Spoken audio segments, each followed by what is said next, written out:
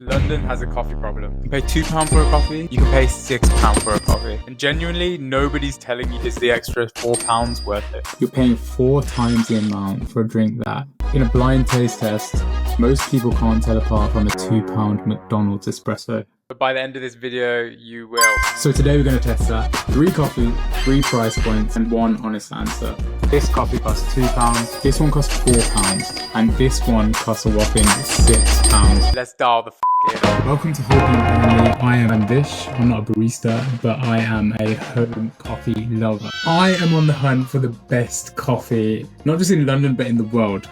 And I'm building a list. No shit, no fluff, just honest coffee reviews. The first entry on the Whole Bean Coffee Index is McDonald's. But before we get into it, here's how we're going to rate every single coffee place I visit.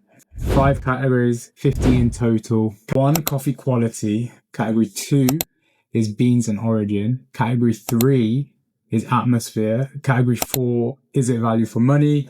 And category 5, would I actually come back? That's the Whole Bean Index. 5 categories, 10 points each. 4 out of 50, no shit. So remember it, because at the end of the video, I'm going to rate all 3 places against these categories. £2.09. That's what a double espresso costs at McDonald's. I'm going to be completely fair here. I'm going to rank them consistently across the board. So I'm not going to be a bully to McDonald's. You know, this isn't a place that I usually go. That's not a place that I eat.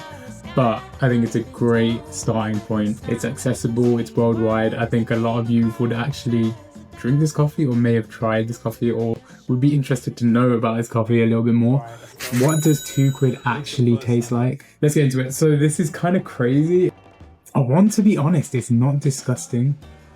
It's bitter, there's sort of an ashy flavour. There's a very good crema. It's burnt, but in terms of body, it's got a great body. It's got a great, slightly over-extracted, zero acidity, no complexity, but it's consistent.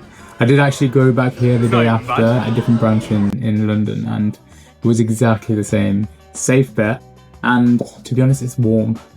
The atmosphere, great. This is a standard McDonald's. You're getting fluorescent lighting. Location, amazing. Oxford Street, super central, easy to find. You can see a man over here enjoying his McFlurry at 9 AM. It's a vibe. Okay, Whole Bean Index score of McDonald's in Oxford Street. Coffee quality, I'll give it a 4 out of 10. Don't know the machine. I tried to get a snap of it. I tried to look it up. No idea what this is. Obviously not one that you could get at home. In terms of, you know, consistency, I think it definitely does the job. Consistent in its approach. Also couldn't find too much information on the beans. This is all that I could find. 2 beans and origin. I give this a 3 out of 10. I generally don't know what's in there. I don't know where the beans are. I did ask someone at the counter where the beans are from. They actually just laughed at me. Is there an option of beans? That's a no. Decaf or normal, I think that's about as interesting as it gets. But let's say there's a surprise there. There's an element of surprise. It's fun. Where's it from? Who knows? You know exactly how it's going to taste. Atmosphere, 3 out of 10. Oxford Street, enough said. If you're a tourist, fair enough. It's a place that you have to visit. I don't find myself here often as a local. Accessible. Value. I'm going to give this an 8.2 out of 10. Super cheap, £2.09. Cannot complain. It's really actually difficult to find an espresso under £3 in the city. So great value for money. Not hating the taste. Would I come back again? As a coffee lover, it's a no. But as a convenience, let's say I'm traveling, I just need a quick pick-me-up. This is the sort of place I would come to. Let's say hard pass. No thanks. That gives it a grand total of 19 out of 50 on the Whole Bean Index. First entry on the Whole Bean Index, 19 out of 50. Let's see if the next place does better. Stop number 2 out of 3 is Kiss the Hippo. Now this is an institution in London. They've got locations all over the place. Kings Road in West London. We've got Shoreditch. But the one that we're at today is just off the back of Regent Street, midway down between Piccadilly, Oxford Street. And it's a great location. You know what you're going to get in terms of consistency. one of London's most awarded specialty roasters. They roast their own beans. It's a safe bet. They're charging £4 for a house double espresso. That's my order here. Completely off the bat, totally different experience walking in. I'm smelling coffee beans, not hash browns. I'm greeted by a nice smiling barista. It is a very small location, not a place that you're going to sit down and, you know, go on Wi-Fi, work from a laptop, that sort of thing. It's very much get in, get your coffee and go, or so sit out in the sun. It's got some great seats just outside, south facing. The sun is going to hit you. I love this one just for a quick grab and go, sit down and sip and leave sort of vibe. And one thing I don't like that you can see here already is paper cup. They give you a paper cup. Oh my God. You have to actually ask for a ceramic cup. So whereas McDonald's smells like hash browns, this smells like a Sunday morning. So let's get into the taste. Even before tasting, you can just see the caramel complexion here. It's got body, super thick crema, very acidic in flavour. This is something that I can note from all of the cafés I've been to. I've probably been to 3 to 4 locations across the city, and they're always very acidic forward. So if you like that sort of speciality new age coffee where they're very fruity in nature, it's definitely one for you. And that's off just the house beans. So chocolatey notes up front, there's warmth in the finish, it's very smooth. And the acidity, there's actually acidity, not just a burnt one note sort of flavour that I was getting from the McDonald's, which means there's some character here. So let's get into the scoring on the whole bean coffee index. Coffee quality, I'm going to give this an 8. Properly extracted, proper character, big flavour, excellent. Beans and origin, this is information on the screen which I found about the house coffee that they're using. They roast in half, you know exactly what you're drinking. Atmosphere, I'll give this a 7 out of 10. Warm, intentional. You want to stay, but you can't really stay. Value, I'll give this a 7. £4 for a specialty roasted quality. I have nothing to complain about. And finally, would I come back? Yes. Just based on the location, middle Regent Street. Bang for your buck is very good. And whenever I'm shopping on Regent Street, I end up here. It's a safe bet. That gives it a grand total of 39 out of 50.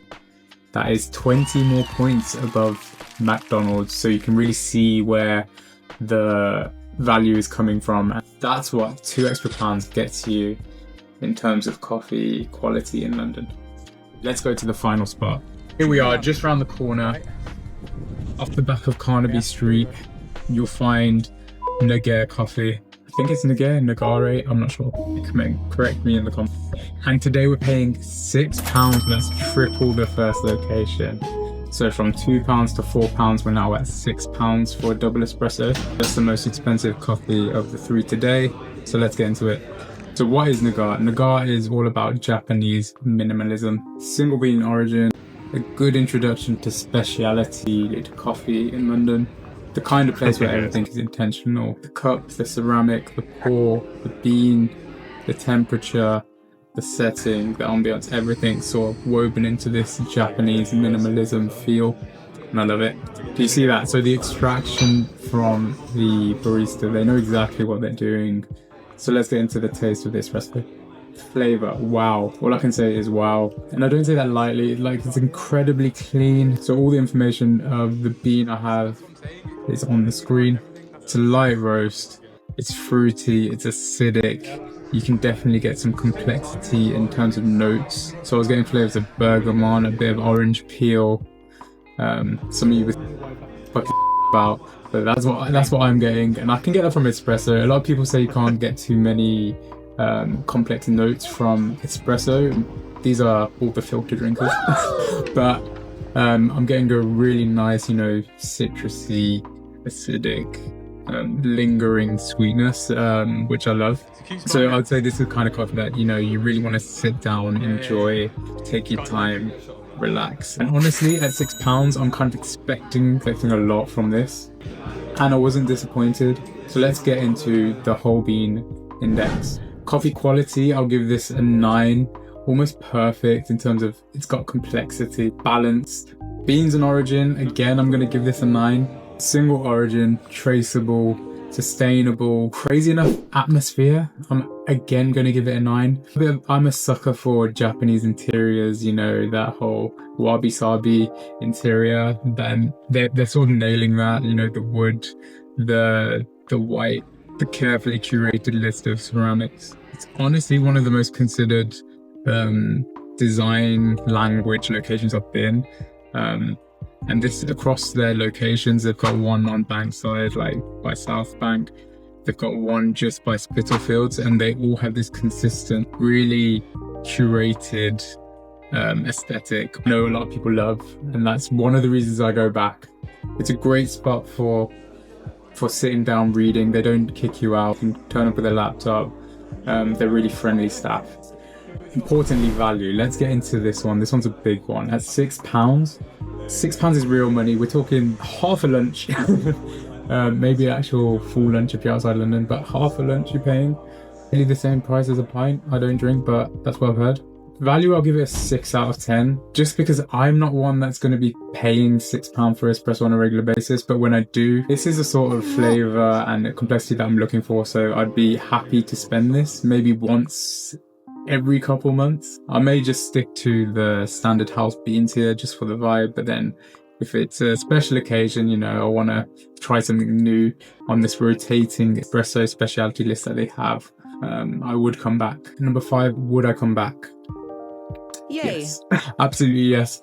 I love everything that they do in terms of the beans, the atmosphere, the all-round experience is great, and they also have some banging pastries. So I'm giving it a 9 on absolutely yes, I would come back, and I think you should try it too.